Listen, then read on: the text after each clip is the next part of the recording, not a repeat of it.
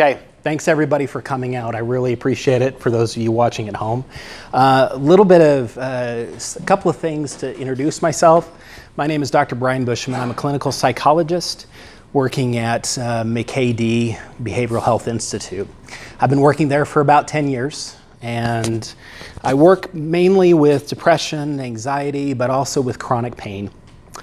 And so what we're going to do tonight is we're going to talk a little bit about, the book that is out called Becoming Okay When You're Not Okay. And so I'm going to present a couple of ideas related to that book. But, even though the book is here, you don't have to purchase the book.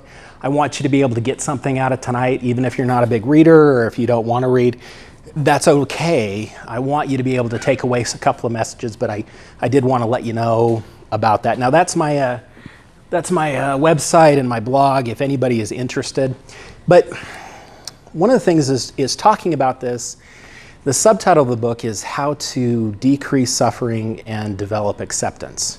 Now, I've spent about 8 years writing this book. It's not my full-time gig. I just do it on the weekends. And part of the reason, the inspiration behind this is to first help people see how sometimes when we're in pain, we make that into suffering. We become kind of our own worst enemy. And then how do you develop acceptance? A lot of times we talk about acceptance, but nobody tells you how to develop it. And I believe acceptance is something that can be developed, almost like a golf swing. If you practice it, there can be some good benefits for that. But we're going to talk a little bit about the difference between the two. Now, just so that I can be really upfront, a lot of the information that I'm going to present is not new or revolutionary. It's based on a lot of neuroscience, and not only neuroscience, but a lot of religious and philosophical teachings drawn primarily from Buddhism and Eastern religious thought. You don't have to be a Buddhist to be able to use some of the material. You don't even have to believe in God. But I do think that there's a reason why some of these spiritual teachings have lasted for as long as they have. And I'm going to kind of give some credit where credit is due as far as when some of those concepts were formed, because they've been with us for a long time. All right, so conflict of interest is this. I've got the book coming out, and so if you want that, it's there. But if you don't want it, that's okay. Here's what we're going to try to do tonight. We're going to first try to identify the difference between pain and suffering. We think of a lot of things as synonymous. We think of them as the same thing. We use them interchangeably. But according to Buddhism and other things, there's actually a difference between the two.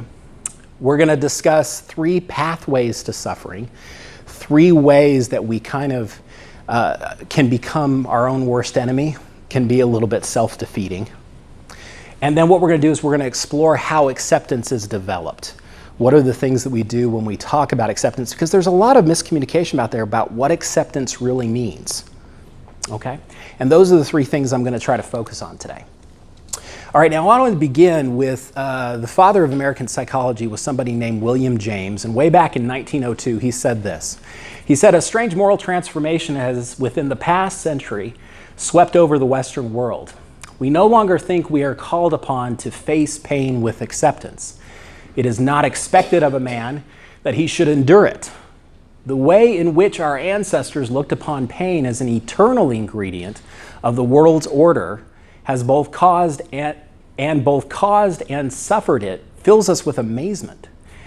To seek the easy and pleasant seems instinctive, and any deliberate tendency to pursue the hard and painful as such, and for its own sake, might well strike one as purely abnormal." Now, if that was true in 1902, I'm pretty sure it's true today, especially with our focus on consumerism. Beer commercials are a good example of this. I'm not picking on beer. Marketers do this. But in every beer commercial I've ever seen, everybody is way attractive and everybody's like rollerblading or doing something else kind of like that. I don't know if that's a moving violation to be drunk while you're rollerblading, but they're doing it. And what we do is we look at like these commercials and we compare our life to the commercials and we say, man, something must be wrong with me. And of course, the whole point of that is to make us good little consumers, right? Because if we can be good little consumers, then they're going to sell us more product. So what we do, especially now that we see the explosion of Facebook and social media, is there's a lot of comparison going on. And of course, everybody, at least the ones with good boundaries, post the kind of pleasant stories on Facebook, so we feel that comparison. And it fills us with this idea that there's something wrong with us if we experience pain, if we experience discomfort. But the ancients would tell us that that is not the case. Now, here are three paths. Well, actually, before I do, I want to talk about the difference between pain and suffering, okay? Now, pain is the process of being alive. You get older, your body aches. You have children who make decisions that you wish that they wouldn't. You have a loved one pass away. This is just the emotional pain that comes from being alive, right? Now, the difference is in suffering is the impulsive way we respond to our pain. So we feel a pain and then we do something impulsive that compounds our pain and makes it worse. Now, the Buddha about 2,500 years ago said it like this. He said, when touched with a feeling of pain, the ordinary person laments, becomes distraught, contracts or withdraws, and feels two pains, just as if they were to shoot a man with an arrow and right afterwards were to shoot him with another, so that he would feel the pains of two arrows. Now, more modern writers have taken this to the next level. A nice little book called Buddha's Brain, highly recommend it, by Rick Hansen and his colleague Richard Medendus. He said it like this. Instead of arrows, they use the term darts, but it's the same thing. They said it like this: first darts are unpleasant to be sure. We're talking about pain, right? First darts are unpleasant to be sure, but then we add our reactions to them. These reactions are second darts, the ones we throw ourselves. Most of our suffering comes from second darts, okay? So if what we can do is we can experience kind of the pain of the first dart without reacting impulsively, we at least don't compound our pain and create what Buddhism would call suffering, or the second dart of suffering. Okay, so let's go on to these three. I told you it was three pathways. Now, according to all ancient traditions, if you want to make your life miserable, just participate in one of these three pathways. This is how you do it, okay?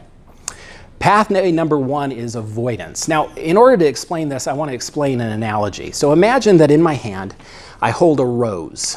Now, this rose is kind of decaying. It doesn't smell good. And I just have it in my hand. Now, it's aversive to me. It's painful to me, right? And so what do we do as humans? Well, we want to push it away, right? We want to give it the stiff arm treatment like it's an attacker of an opposing football team. You know, we do the Heisman pose to it. We want to just, la, la, la, I'm not listening, right? We avoid it. We try to escape things. Now, the problem with that is that takes a lot of energy mentally. To constantly say, I can't think about X, Y, or Z, pushes that rose away, and then the thorns in that rose cut into our hand. And it's painful, and it sucks up a lot of our energy to just not feel something, right? So we push it away. And what ends up happening is we ignore our pain, or we just pretend like it doesn't exist. Now, while we're in this state, what we do is we tend to escape things. Means we avoid stuff that really isn't life-threatening and we don't need to avoid. Now, don't get me wrong, escape sometimes does us a solid, and I like escape. You know, if I put my hand on a hot stove, I want to escape that by pulling back my hand. Now, in that case, there's no problem with escape. Please pull back your hand, right? But a lot of the times when we're talking about suffering, we're talking about situations like the socially anxious person who goes to the party, and once they're at the party, they start feeling all that anxiety that comes because they think people are looking at them. And so they just can't stand it, and then I got to go to work tomorrow morning. Bye. And they escape. And at first, it feels good. Escape feels good at first. There's like this, our body relaxes. But then the problem is that person stays socially anxious and will start to be more and more anxious in a lot of other situations too. And then we have not just the pain of the party, but now we have suffering because our life becomes smaller and smaller and smaller until we feel constrained by it. Okay, so that's one pathway, one way that we kind of create our own suffering. Now here's the second one. You know, before I was saying that we do this, right? Now let's imagine we got the nasty rose in my hand. It doesn't smell very good. It's very aversive. But instead of pushing it away, here's what I do. I hold it right up to my face. If you've ever felt sorry for yourself, this is what it is. This is called fusion. Fusion's a weird word, but it basically means that we're so lost in our pain. We're so lost in it that we can't see clearly. See how my vision is obscured right now? I can only see half the room. And when somebody's in fusion, they can only see half of their options because we're so lost in the pain. If you've ever felt sorry for yourself, if you've ever had a flashback, if you've ever been in the middle of a crippling depression, you know what fusion is. Now the problem is when we're in this position, right? And I do a lot of things with my body, so like a lot of hand positions. When we're in this position, what we do is we either act in or we act out. Now, what does acting in mean? It means collapsing in shame. So let's say I've got a woman who's at work and she's been accused of something that she didn't do in a staff meeting. That's the situation. Now, immediately she feels flustered and she feels all eyes on her and she gets pulled in. She gets fused with her pain, this aversive feeling that she's having. And instead of saying, actually, I didn't do that, she just says, I'm sorry. She shuts herself down rather than speaking up. That's acting in shame. Now, in a weird way, people that are fused will sometimes do the opposite. They'll act out. So let's say you got a mom who's in McDonald's and their kid has just broken their 99-cent Happy Meal toy. And you see the mom say, what are you doing? Why do you always mess things up? Now that's swatting flies with cannonballs. It's a Happy Meal toy, right? So that is not just simply saying, hey, I've got a problem. That is saying, now I've got a problem and I'm going to attack you. You know, Shakespeare said it, methinkest thou protesteth too much, right? That's acting out, and we do it when we perseverate. Now here's the weird thing. These two things, avoidance and fusion, they're related. Now in Newtonian physics, every action has an equal and opposite reaction. Psychologically, there's an equivalent. The amount to which you push away is going to be the amount to which you fuse later. Let's say I've got a woman who, you know, she's having some marital problems, but when people ask her and when she thinks about it herself, she says, no, we're fine, everything is good. We're just going through a rough patch. She's just avoiding. You know, by the way, you can tell somebody's avoiding by how many times they say they're fine. I'm fine, I'm fine, I'm fine, I'm fine, I'm not fine. And that's what happens because she comes home one day and her husband's bags are packed and he's gone. And now the extent to which she avoided becomes the extent to which she fuses and gets stuck in her pain. And then she sits on the couch for 3 days, not eating, stuck in a depression. So there is an equal and opposite reaction. These two things, and sometimes I have people who come up to me, they say, you know, I think I'm bipolar disorder. And it turns out they're not bipolar disorder, they're just stuck in states of fusion. And you can do this your entire life. And it's not a chemical imbalance. Now there is such a thing as bipolar disorder, I'm not discounting that. But sometimes it's about how we react to our pain. That's the second path of suffering. That's the second way we shoot ourselves in the foot and translate our pain into suffering at times. Okay, now 3 is craving. Okay, now you remember how I had the nasty rose in my hand, it's decaying, it's aversive, it's painful, I don't like it. Now let's imagine, you can't see it on this, but this is like I was the artist, by the way, so for what it's worth. These are little stars, it's like a nice rose, I like it, I want to inhale it, and so instead of trying to push it away or getting lost in it, oh, I like this rose. It's like a Krispy Kreme donut. Oh, I like it. And so what do? Is I grasp it like this. I hold tight to it. Okay? Now, there's no problem in enjoying some pleasures in life. Please don't misunderstand me. But the problem is that the tighter you grasp to it, all good things end. And whether by somebody else's decision or the process of time, that rose is going to get ripped out of your hand and those thorns are going to hurt, right? But we want to relive the pleasure. If you've ever hit a snooze alarm, you were craving. You wanted to re-experience the pleasure of sleep. If you ever ate a second bowl of ice cream, I have, you are experiencing craving.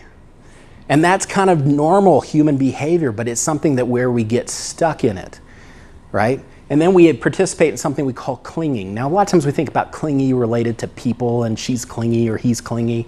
Clinging means just holding on to something for too long when there's times we have to let it go. Like maybe our glory days in high school when we can't play football anymore, right? Or when we overspend on a credit card because we're trying to relive the rush of the purchase and we cling.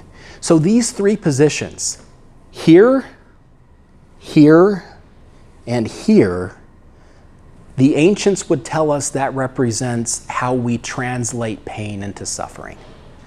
And if what we can do, and I'll talk more about this in a second, is if we can just hold our pain lightly, we can have a different experience. But those are the three main pathways. Now, unfortunately, it's not like we just have one dart of suffering, one arrow, and then just two arrows. Sometimes we have three or four. So let's go back to the woman who was falsely accused in the staff meeting. She was told that she did something wrong, and so what did she do? She fused and she acted in by like just kind of collapsing, oh, I'm sorry, I did something wrong. And then when other people come up to her later and say, are you okay? She says, I'm fine. And then that way, on her way home, she sees that the hot light is on at the Krispy Kreme, and she buys like a dozen donuts and like consumes half of them by the time she gets home. Now we've compounded the original pain. Remember, the original pain was the false accusation, right? And now we've made it complex because now she didn't speak up when she could have, and people think that it might be true about her. And people are saying, well, she doesn't want to talk, so I won't ask her anymore. And now she's got some things going on with Krispy Kreme where she feels kind of disgusted with herself potentially later. And so now we've gone from pain to suffering, to suffering, to suffering. Now we've got second, third, fourth dart. And I have to say, generally when people come into therapy to see me, they're on like dart 6 or 7. And we spend a lot of time in therapy just trying to deal with the fallout of darts 7, 6, 5, 4, 3, etc. And our life becomes very complex very quickly. Okay, so if you're feeling a little bit guilty right now, let me say something to you. I've been where you are. I've been where you are. This is kind of normal, almost human tendency. Okay, so I don't want anybody to guilt themselves, but we have to know how this happens. Now, here's what goes on. What happens first is we get triggered by something in the environment. Our kid says something nasty to us. Let's say that's the trigger. And then what happens is we have an internal reaction. Now, Daniel Siegel, who's written a lot about this, talks about SIFT, the acronym SIFT, S-I-F-T. Here's what it stands for. S are sensations. These are things that we have in our body. Okay, like rapid heartbeat, our mouth watering with the thought of the donut. I shouldn't say Krispy Kreme because I'm going to get sued for that. Like a constriction in our chest. It's like the sensations that maybe we didn't want, but we have in our body. Then we have the images. These are pictures that pop into our heads. We didn't want these pictures. Some people are very visual. Okay? And when their kid talks to them in a certain way, suddenly the picture that pops into their head is of that same 12-year-old being a 47-year-old hillbilly that lives in their basement that they can never get rid of. Right? And it really pulls at us because visually we get pulled in, right? And then F is the feelings, anger, shame, sadness, maybe even excitement if we're talking about something pleasant. You know, that nice rose we like. Or we have thoughts like, I can't stand it. This is horrible. I'm going to die. They're very almost automatically judgmental thoughts, right? We're not trying to have them. Here's my point, guys. We're not trying to have any of this. It just happens. It happens because, evolutionarily speaking, humans that had SIFT tended to survive and reproduce. And we are the offspring of those kind of neurotic cavemen, according to that theory. Now, if you don't believe in evolution, that's okay, but we were created to have a reaction inside. And as humans, we don't just sit there and notice our SIFT. We have to do something with them, right? That was part of our survival heritage. We got to do something with them. And so what happens? Well, sometimes we avoid, because those of our ancestors that avoided twig snaps tended to not get eaten by tigers, right? Or we fuse, we like really think about it and get stuck on it, because sometimes that helps us work things out. Or we crave, we seek out these opportunities for tasty food or sexual opportunities or something along those lines. So my point is this: when something triggers you, you're gonna have sift and you're gonna have some impulses. Now notice we haven't gone to the side of the self-defeating behavior yet. We're just talking about what happens inside of us. That's all we're talking about right now, okay? And a lot of it, what we need to do is develop kind of an acceptance with the stuff on the left. Because here's the problem, is that the stuff on the right is the self-defeating behaviors that we do. So if we do escape, like we leave a party because we're anxious, we change the subject when talking with our spouse or partner about something we don't like, or we act in or out. We like shut down, or we swat flies with cannonballs, or we cling. We have that second bowl of ice cream. We hit the snooze alarm, things along those lines. Now, what we're talking about here is that the stuff on the left we're going to accept. Now the stuff on the right, yeah, we got to replace that with some healthy behaviors. And by behaviors, I'm going to also talk about behaviors like how we talk to other people, okay? But here's the problem that I see happen so often. I would teach anger management classes to guys that would come in, and I would say something to them like, well, it's okay to be angry. And they'd be like, nuh-uh, otherwise I wouldn't be talking to you right now. The cop said I had to come and talk to you. And I say, look, there's a difference between having a feeling and what you do with it. Okay? And if we can acknowledge our feelings and our impulses without that judgy, I can't stand it part, we'll better tolerate things so that we can replace some of these negative behaviors with something that is adaptive, hopeful, coping, right? And a lot of times these get fused together. It's interesting. I'll talk to women, for instance. And I'll do men in a second. I'm not being sexist here. I'll talk to women and I'll say something to them like, wow, you sound angry. And they'll say, I'm not angry, I'm frustrated. And I'm like, why can't you be angry? And I'll also talk to men and I'll say, you sound hurt. And they'll say, I'm not hurt, I'm pissed off. And I'll be like, why can't you be hurt? Well, because in their mind, if they're angry, then they're going to behave in an angry way. And that will make them hysterical, right? If they're a woman. And if they feel hurt, then that will make them act in a vulnerable way, if you're a man, and that makes you a wuss. So I can't have the feeling of being angry. I can't have the feeling of being hurt. Because in my mind, it means if I feel hurt, then I am vulnerable, and then I am going to be a wuss.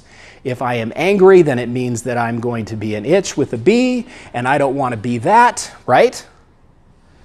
And so we can't have the feelings associated with it. But realize what we're talking about acceptance is just noticing what's going on inside without that judgment part. Yes, we have to replace some of the behaviors. So here's another way to say this. This is how to heal. Because all this stuff is kind of a bummer right now. So let's talk about the solution. So what we want to do is we want to heal, or at least not suffer more by that second, third, fourth dart, right? So what we want to do is when it comes to our reactions and impulses, again, this is not our behavior, it's just what happens inside of us or in our body, between our ears. What we want to do is we want to acknowledge it without judgment. Now, acknowledging would sound something like this. Like, let's go back to the guy who's at the party, right? And him saying to himself, wow, right now I feel my heart beating fast, I'm feeling anxious.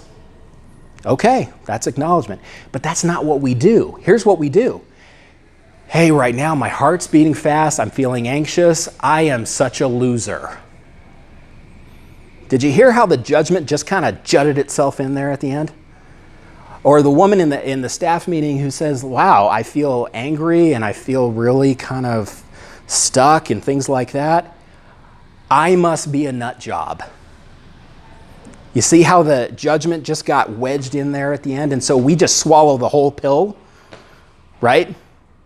And so what we want to do is we want to try to acknowledge without the judgment, we're using some acceptance, which I'll talk more about in a second, And when it comes to the self-defeating behaviors, we want to replace things. We don't want to stop them. Many people, when they come into therapy, they have what I like to call dead man goals. I need to come up with a different word for that, but here's the general idea. They come in, I say, what do you want to get from therapy? And they say things like, well, I want to stop yelling at my kids. I want to stop drinking. I want to stop looking at pornography. I want to stop being anxious, right? Now, the problem with that goal is that a dead person will always do that better than you. A dead person will always drink less than you. A dead person will always look at porn less than you. A dead person will always feel less anxious than you, which is part of the appeal sometimes of suicide, right? So the point here is that we can't have dead person goals. I don't want to be sexist, I shouldn't say dead man. Dead person goals, because if you have them, you're already hosed the first time you make a mistake. So we want to replace them with something positive. So instead of stop yelling at my kids, I want to be able to walk away and talk later in a way that I like. That's a good replacement, right? Instead of drinking, I want to call my sponsor. That's a good positive goal, because you can do that better than a dead person. Unless you use like a Ouija board, you're not going to be having a dead person calling a sponsor. You know what I'm saying, right? So we want to replace, not just simply stop things. And that's how we have a different approach between them. Now, so what is acceptance? I've talked about the problem. Here's what acceptance is. Just this. We're not doing this. We're not doing this. We're not doing this. We're just doing this. You notice how my face is paced towards that nasty rose. I'm acknowledging it, right? Or if I'm here, oh man, that Krispy Kreme donut, or that donut, I can take from here to here. I'm gonna have to bleep out Krispy Kreme during this, and it's gonna sound like I'm cussing the entire time. You go from here to here, so we can just kind of acknowledge what's happening inside, because research shows that if we can just acknowledge, the distress goes down in half just by acknowledging it. But the problem is we insert that little judginess, and then that's the fuel that creates the fire that gets us to shoot ourselves in the foot or any other body part you want to mention, with those second darts of suffering, right? So we're just acknowledging. That's all we're doing here. And then we have to replace some behaviors. So whether we got the sparkling nice rose or whether we got the nasty rose that we feel aversive about, is just kind of noticing. We're just noticing, right? Now, that sounds easy. Oh my gosh, how easy is that, Brian? Well, no. Now, let me tell you a little bit about what acceptance is not, and then we'll kind of talk a little bit more about how to practice it. What acceptance is not is it's not simply just let it go. Now, if you have children and you've seen this movie like a billion times, I apologize if I've just created like a PTSD flashback as you have that Disney song in your mind. But it's not that simple, right? Now, there may be some situations where this works. If somebody cuts me off on the road and flips me off, as long as there's no damage done to my car or anything, maybe I should let it go, because the only thing that's hurt is my pride, right? Maybe that works. But if you've been sexually assaulted, if you've had somebody really take advantage of you, you are not wired to let it go in that sense.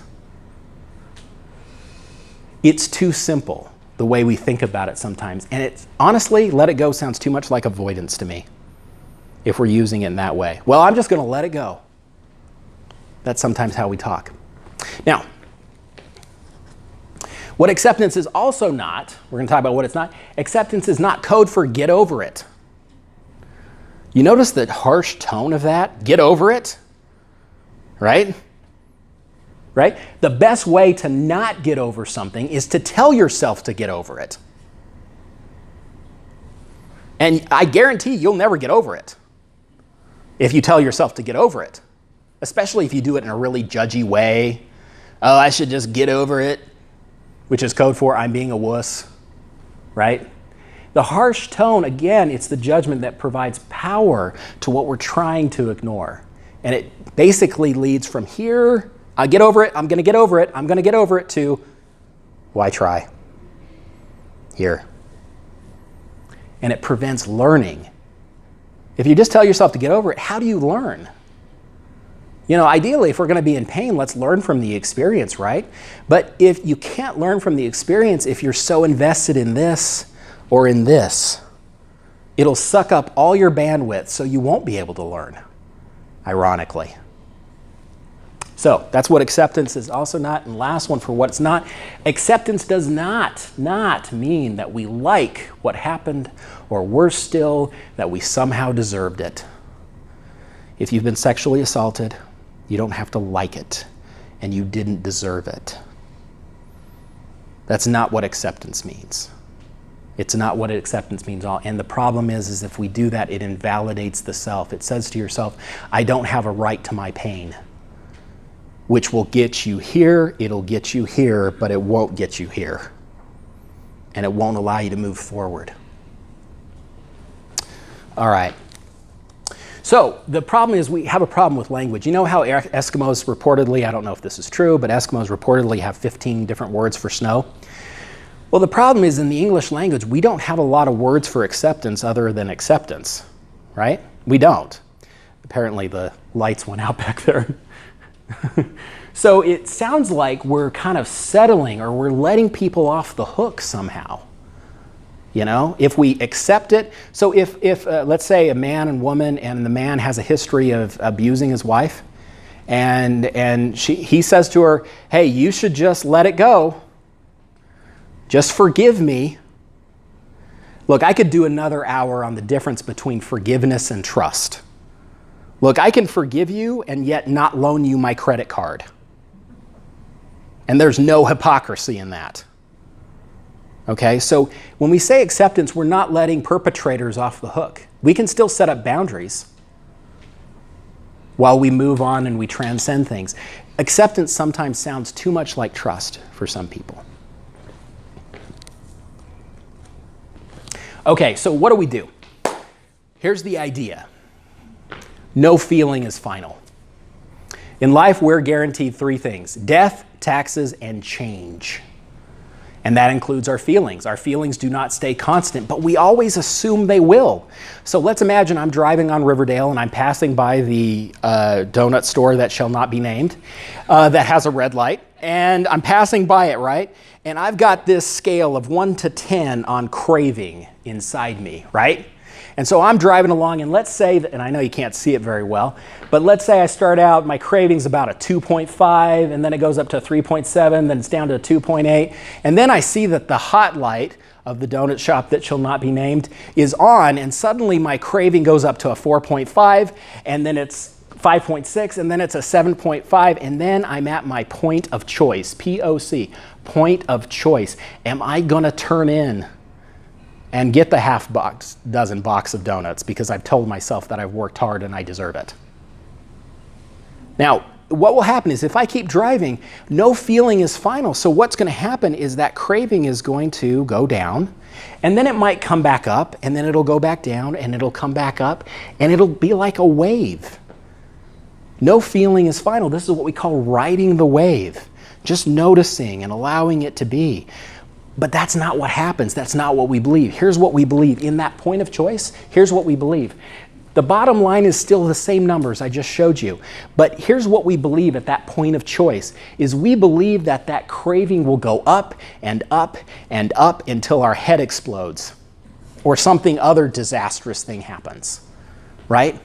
So let's use a different example. I've got the person with social anxiety who goes to the party, and then they start feeling all those reactions and impulses inside, and they can feel it going up, man. And they've got their point of choice. Am I going to make a decision to just make an excuse and leave, or am I going to ride this wave? And at the moment, they feel like they're going to have a panic attack or something bad's going to happen. But if they can just notice their experience, and this is why mindfulness has taken off.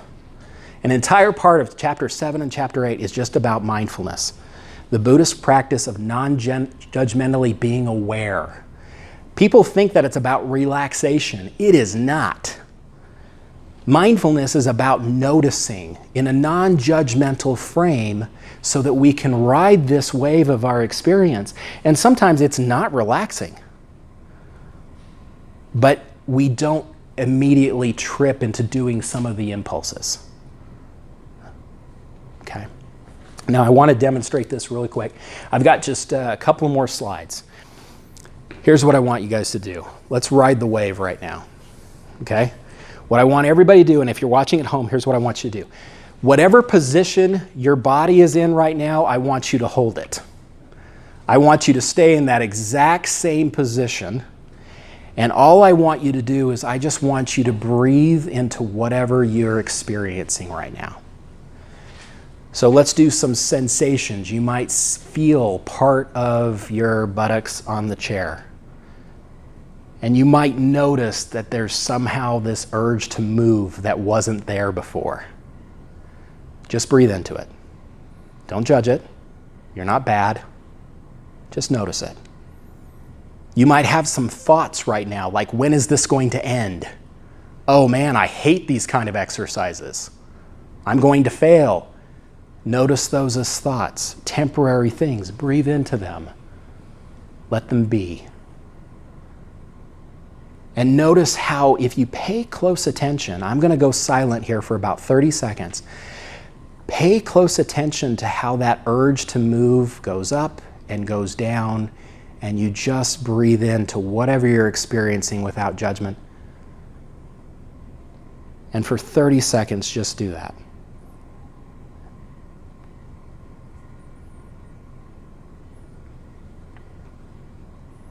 Whatever's there, let it be.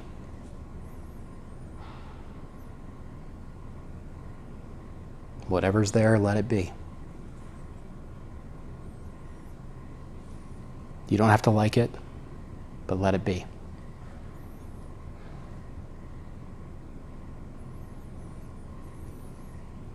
Now, one last thing before I let you move. Here's one last thing I want you to do. Now I want you to do the contrast. Let's say you notice this sensation, and now I want you to say something really judgmental in your head on purpose. Now, here are the following judgmental things you can say. This is horrible. I can't stand it. This will never end. I'm horrible because I can't do this sitting still thing. I'm too strong. It's too strong, the impulse to move. I'm too weak. I'm destined to fail. And I want you to pick one of those that sounds like you or how you were programmed when you were a kid, and just repeat it in your mind and see what happens to the wave. I can't stand it. I can't stand it. I can't stand it. And then notice what happens when the judgment is added there. Does the impulse go away? Probably not.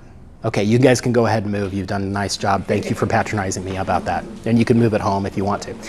See, but you know, that impulse is there, right? That impulse is there. So most people say to me that if they really judge it, then what happens is it intensifies until they have to do something. And we don't ride the wave. We resist the wave. We push against it. Okay, now, last slide. And then we'll shut off the thing and I'll do Q&A and stuff like that. First thing, look, here's the point. If taking anything else from this, be aware of your relationship with yourself, okay? Just be aware that to practice acceptance with self-compassion. Now, some of us did not get self-compassion growing up, so we don't know how to do this, okay? Now, if you don't know how to do this, don't feel bad about it. Don't judge yourself for judging yourself. Oh man, why can't I do self-compassion? There's something wrong with me. That's what that sounds like. Instead, we can develop some self-compassion. Now, a great name to know is Christine Neff, N-E-F-F. On my website, under the videos tab, there's a couple of things. There's a self-compassion meditation. It's absolutely free. 10 minutes, it's about 10 minutes.